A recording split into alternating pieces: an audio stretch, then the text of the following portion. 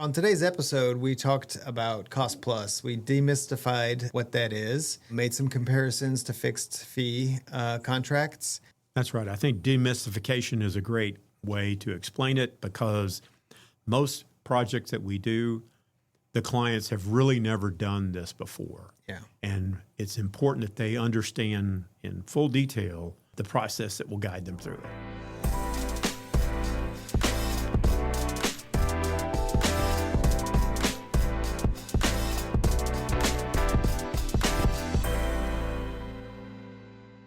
Hi, Tim. Today we're talking about cost plus.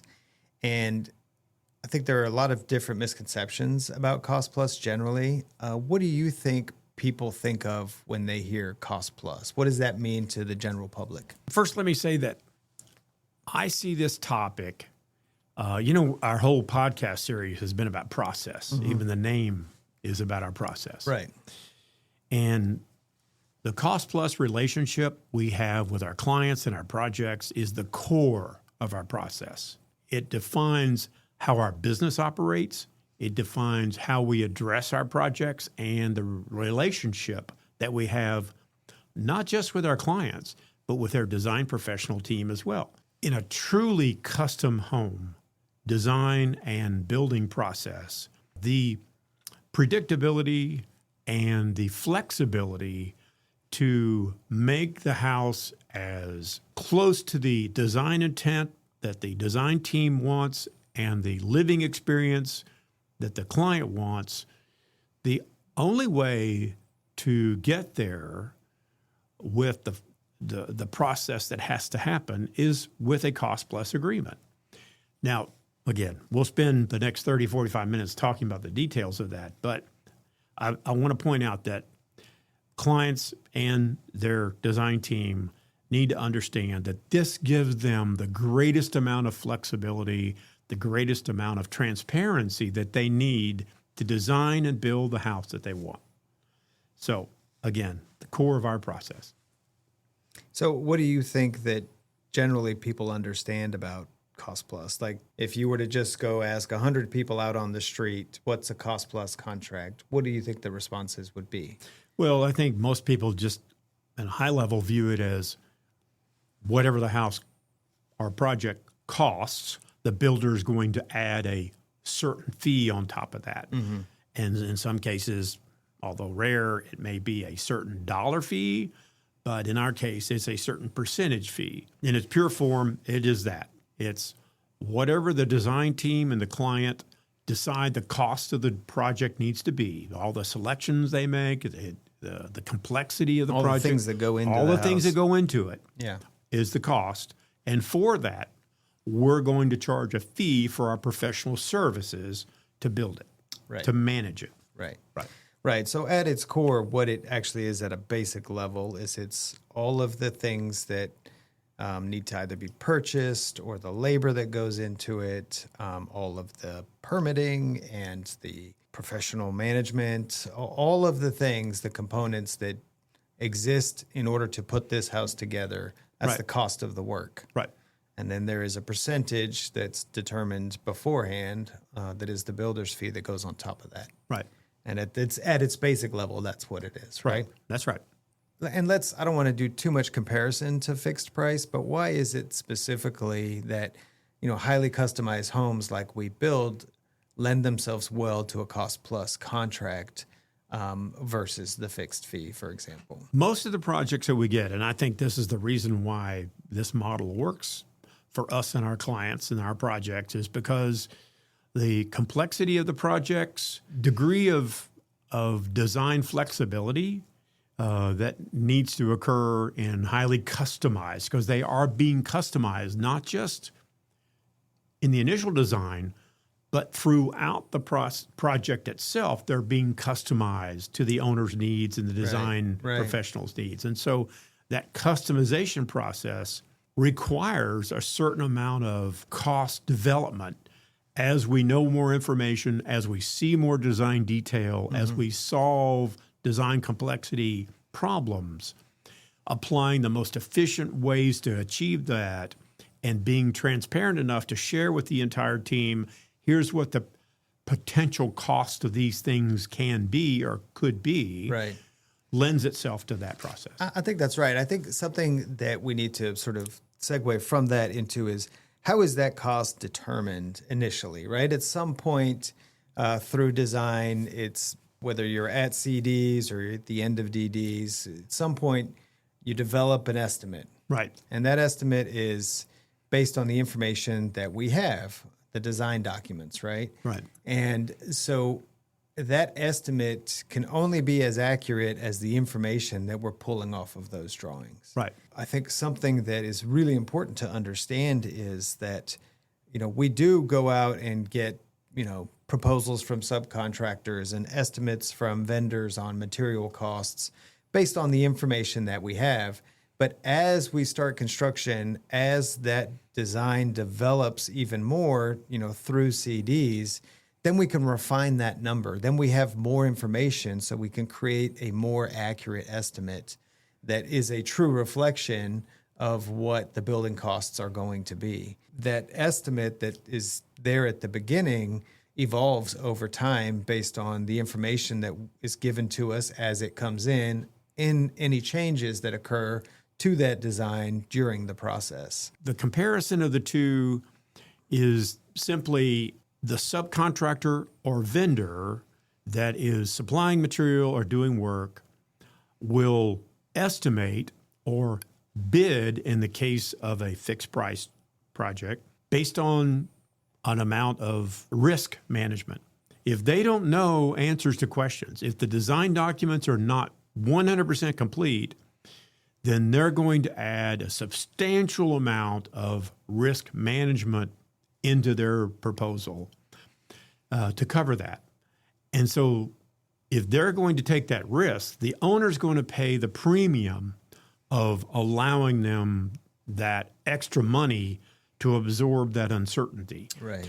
And in our view, with the projects that we have, that's not a good value for a client. They're having to pay a lot more money to shift that risk over to the subcontractor. I think that the imbalance of that risk shifting lends itself to cost plus. Yeah. Because if we can assure through the proper application of trade contractors on a given project, managing their cost as it goes, the client then only pays the actual cost. Only pays the actual not cost. any right. fudge factor added by a subcontractor to cover that risk. Exactly. I think something that I think we should address is the notion that with a cost plus contract, the builder gets paid more if the project costs more. While that is somewhat true, there is no incentive for the builder to haphazardly increase the cost just to make more money, because this is built on trust. It's our reputation on the line. We don't get a job because we busted a budget majorly on a previous job, right? People then say, well, yeah, okay, if that's true, then why not go with the fixed fee? Because then you know what it's gonna cost. Well, the idea that on a cost plus, the builder is trying to increase the cost to make more money. Well, the same is true in the inverse. On a fixed fee, the builder is trying to get things done for as cheaply as possible so they make more money. And then the client ends up with a lesser product without even knowing about it, right? And so both of these things are built on trust, whether it's a fixed fee or a cost plus. Either way, you're having to trust your builder. That's right. And I think there's this incentivization misconception that we're in a cost plus arrangement incentivized for the cost to increase. And the truth is, 2 points. In our world, again, we make more money when the project goes smoothly and quickly. Right. The quicker we can finish the project effectively, the more efficient our process is, and the more money we can keep and the less money we spend administering the job on the back end through bill paying and invoice management and tracking and general overhead all those costs. things that just are overhead costs, right? So we can finish a project in 18 months. It's more efficient for us than a 24-month process. Right. Our incentivization is to get it done quickly with less changes and less cost escalation. Right. The second thing is that in any true custom home, it's not ever going to be built the way it's designed. It's going to be customized. And if that agreement with the builder is a fixed price agreement, any changes, that's their opportunity to make more money. That's right. So they're going to escalate the price through any change by charging an extra or premium fee on any change, where our fee stays the same for any change as it was originally. So in that sense, we don't really want changes. We don't have any incentive to make changes because whatever additional fee we make is kind of lost in the efficiency of the momentum. Right. Given that there are these potential changes, I'm not going to say incomplete plans, but plans that lack not all the information is there. Let's talk a little bit about contingency and what that means in a cost plus contract and what that specifically means in our process and how we use contingency. So at a basic level, we put together our estimate of construction costs. And we add a contingency line item that is, depending on the complexity of the project, between 3 and 7%, let's say. What is that number and what do we do with it? In any custom home, there are unknown unknowns. What do we not know? And we don't know what we don't know. We only know what's in the design documents and what the site tells us, what the client has communicated with us. And so we do have a certain degree of known information. But because it is a custom project that's never been done before, it's a one-of-a-kind prototype. No decent trade contractor is going to say, I know exactly what this is going to cost for me to do it, for me to do my phase. Right. They're going to say, based on the projects that I've done of similar type, similar complexity in the past, it took us about this long, and therefore I'm going to estimate that it's going to cost this.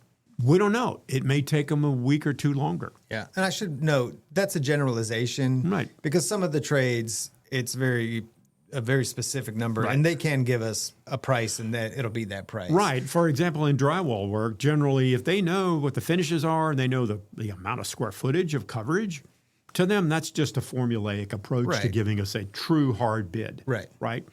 And so, yeah, there are a number of trades that can, in a custom job, give us a hard number. Yeah.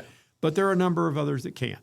So that's one example of why we have to allow for estimate numbers that we're uncertain of, right? Mm-hmm.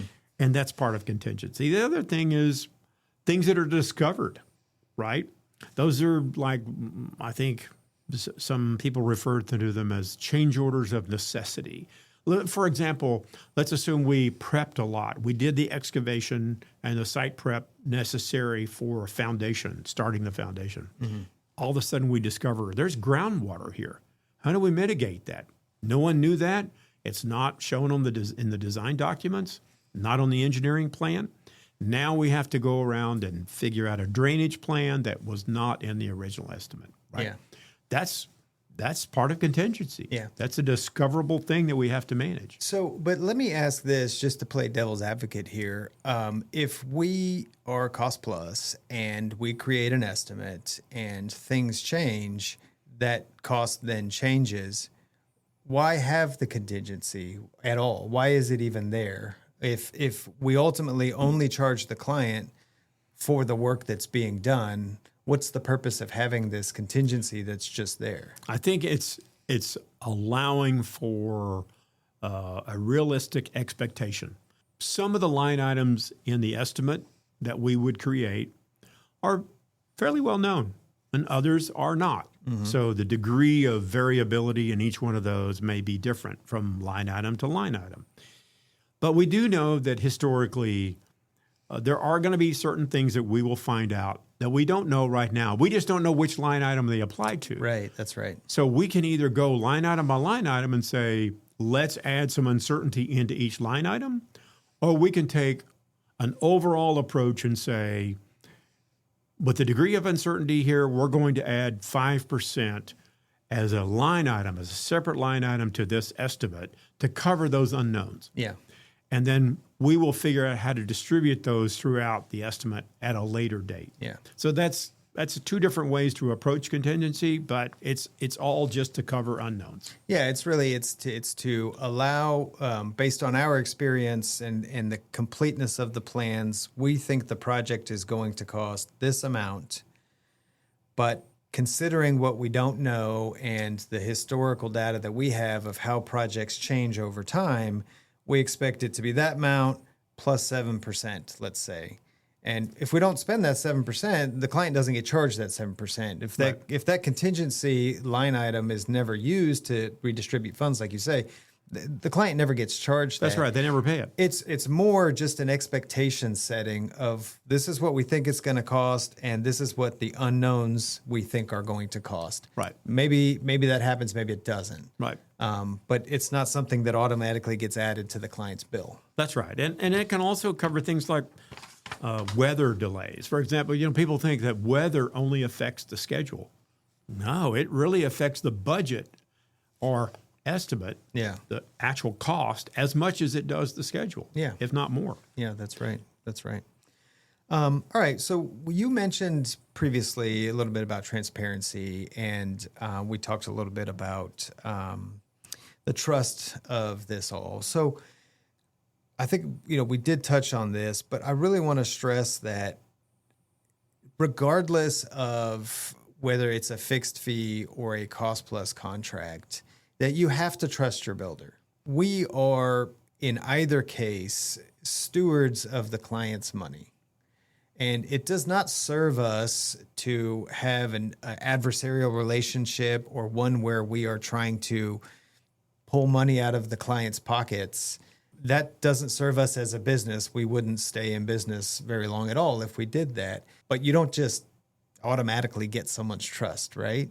Yeah. And so I think what we like to do and what we have found to be successful is really get into the project as early as possible in design so that before we even start construction, before we spend any of the client's money building their home, we have had time to get to know them and for them to get to know us and our process.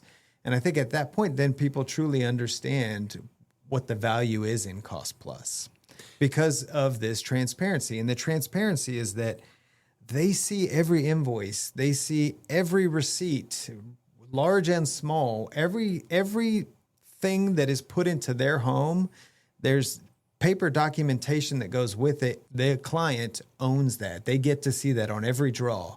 And so I think it's easy for a client to trust us then because everything is laid out right there. And if they want to question something, then we're happy to talk about it because we put that stuff in place. Right. We have the documentation to show every expense, every cost. What are the takeaways? What do you want people listening to this podcast want to walk away from it with? Like, what are the key points that you think are important for people not familiar with cost plus contracts to walk away with?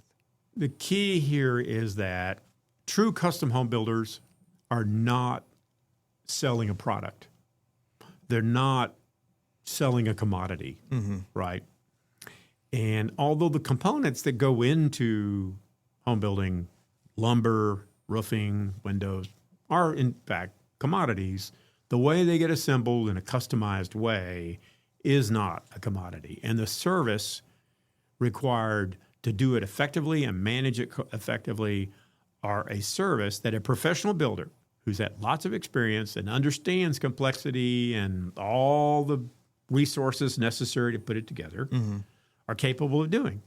If that relationship is understood, that the client is enlisting the builder as a long-term professional consultant, as a member of their team, that if done correctly, is hired or engaged long before the project actually starts. Yes, that's key. So that they can give a clear view as the design develops what it could potentially cost and how long it potentially will take. Yeah. And then start construction, execute the project as the design continues to develop.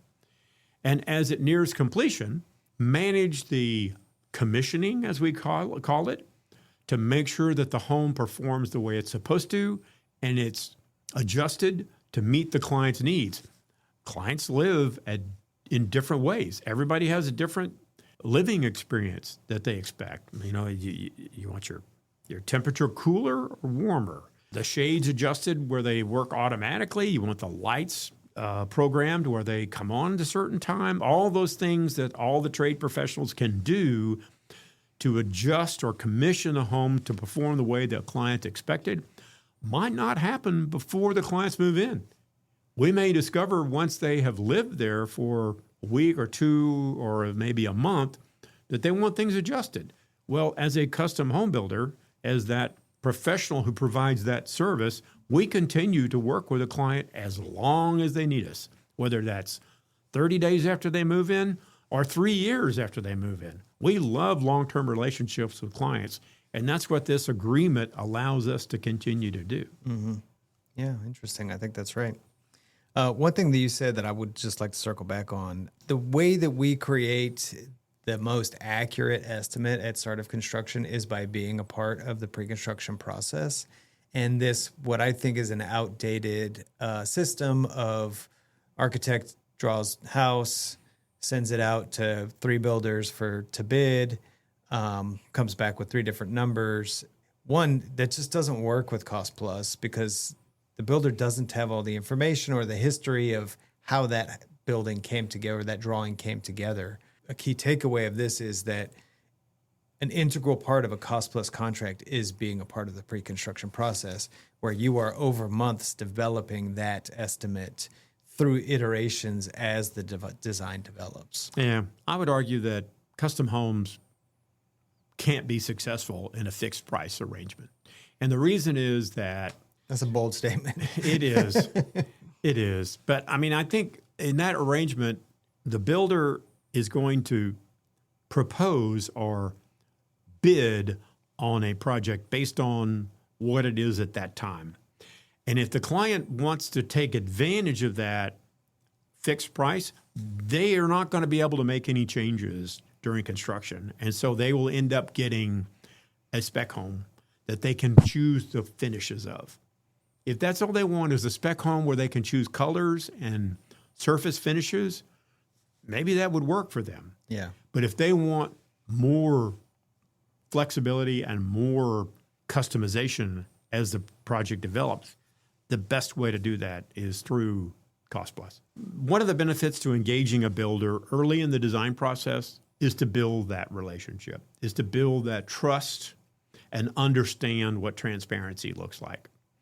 And the more we can encourage clients who are designing a custom home to interview a number of builders, understand their process, get them engaged early so that they can build that relationship before they start construction, the higher the chances of that project being successful are. And again, I really believe that the best way to achieve that is through a cost plus open book relationship. Right. Where it's like, we understand what you're bringing to the table as the builder, speaking as the client, and we value your authority, we value your experience, and we're willing to pay you for that. Let's agree on what that payment looks like as a percentage of the total cost, and then we can move ahead with full transparency so that we see everything that happens. Yeah, absolutely. That seems to work for us as long as the communication and collaboration are there throughout the process, but we're in good shape. Yeah, absolutely. I did want to say one last thing. We have created a client guide that helps people to be familiar and get accustomed to what our process is. That includes a lot of questions answered about Cost Plus.